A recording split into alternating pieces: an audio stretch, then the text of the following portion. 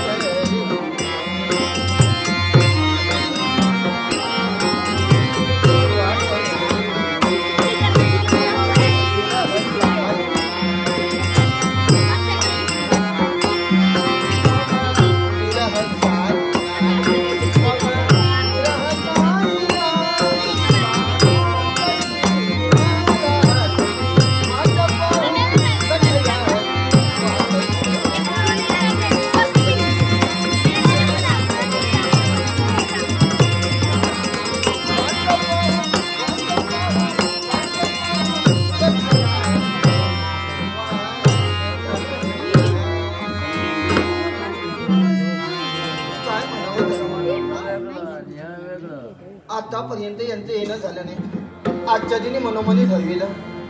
तास जासलीनं तुम्हालाही सांगते, नाच जर आले असतील एक शब्द सुद्धा बोलायचा.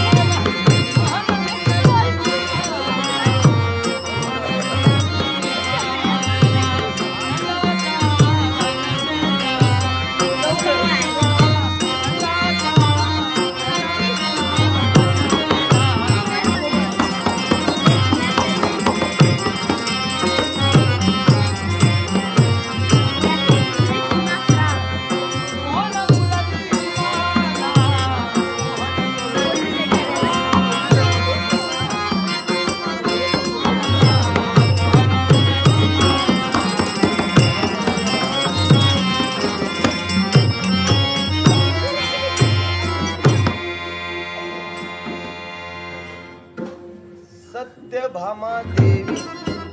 अरे सत्यभामाच्या सदनापर्यंत या द्वारावर माझी पावलं. नाही नाही, जात होतो मी पुढे माझ्या रुक्मिणीच्या, माझ्या लाडकेच्या महाली.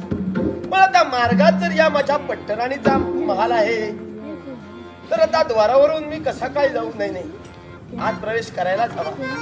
आता तिला सुद्धा दर्शन देणं मला भाग आहे, आणि म्हणूनच अन्याय कुणावर नको, म्हणून तिला सुद्धा दर्शन द्यावं आणि तदनंतर पुढे जावं. अहो भामादेवी, आम्ही आलो म्हटलं. आलंच वाटतं.